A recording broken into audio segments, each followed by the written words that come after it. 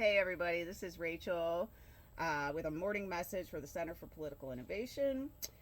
Just thought I'd share an article I wrote with you. Um,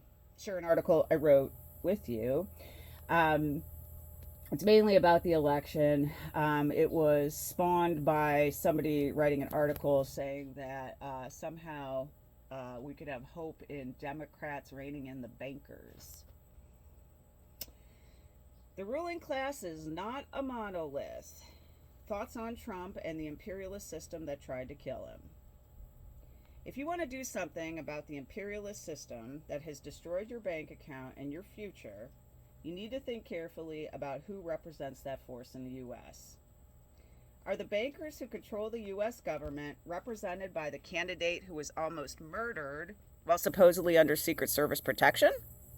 Or is the imperialist system of monopoly capitalism and authoritarian implementation of it more easily seen in the party that refuses to even admit that their opposition was almost assassinated? Look around, folks. The Democrats have utterly failed workers in the past 3 years. With due respect to my readers, if you still think that Democrats are a friend of the working class, you need to turn your brain back on. Now, I was one of those people who mocked MAGA voters for voting against their own self-interest. Yet what good did Bill Clinton, Barack Obama, and Joe Biden ever do for workers? Bill Clinton allowed the factories to leave the country for cheap labor abroad with zero repercussions for eliminating those jobs. My hometown in the Rust Belt was gutted by these policies. Barack Obama then presided over a spectacular financial crash and gave billions of dollars to the bankers who caused the crash. Joe Biden presided over the largest increase of prices in my lifetime while sending billions of dollars to foreign governments so places like Ukraine can pay for their population's health care. So Israel can continue bombing the bombed out remnants of the Gaza Strip and use my tax dollars to give the Israelis free health care.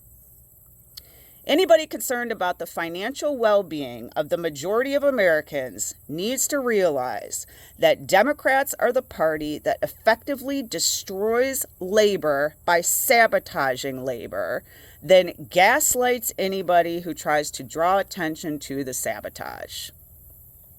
In order to understand current events in the Western world, it's very important to look up details of the events, preferably using a non-Western internet browser. Never trust mainstream media accounts. Remember, this is the same media that constantly droned on about the fabulous Biden economy while butter went from $3 in 2020 to $7 in 2024. Mainstream media is owned by the bankers. You need to understand who the bankers favor in order to handle the current political situation. Never trust the bankers. I am a Georgia voter, and I am very seriously considering supporting Trump this November. My husband and I both voted for Biden in 2020. On behalf of both of us, I am sorry. Had we just looked up a little information on Biden, we would have known his campaign was a scam. We would have known his promises were laughable and that he himself directed much of the financial destruction of ordinary Americans with his credit card policies and crime bill. Now, I can't say I expect much from Trump, but I know for sure that Kamala will do whatever the bankers ask.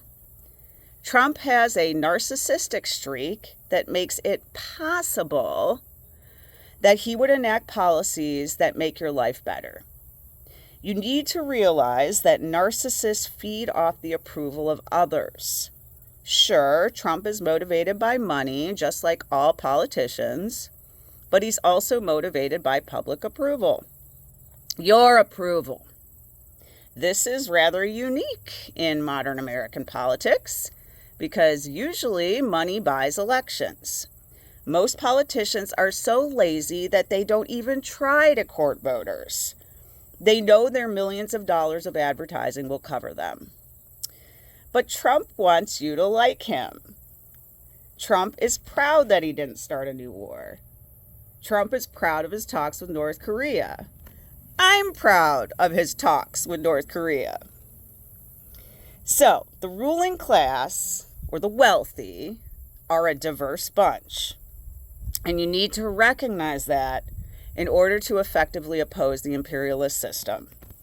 The banker contingent that controls Democrats and mainstream Republicans is financially invested in you being poor.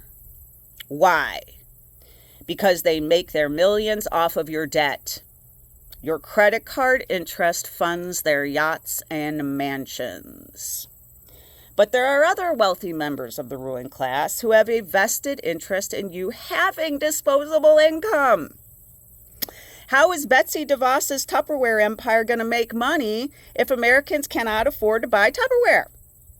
For that matter, how will Apple sell iPhones if Americans can't afford them? In the past, foreign consumers would take up the slack. But American products have suffered through these financial bubbles. As companies fire workers and cut research and development, the resulting product quality suffers. The Chinese don't even want to buy iPhones anymore, as they have a much better and cheaper product available in Huawei. We got a big mess on our hands, and it is hard to fight the propaganda when you let your guard down. But one thing is obvious. The American establishment hates Trump. They've attempted to prosecute him on bogus charge after bogus charge. They've attempted to prosecute his followers on bogus charges. And when the court cases failed to turn the people against Trump, the corporate-controlled government tried to assassinate him. I can't help feeling that the guy whom the establishment tried to murder might be better for me than the gal whom the establishment molded. Just saying.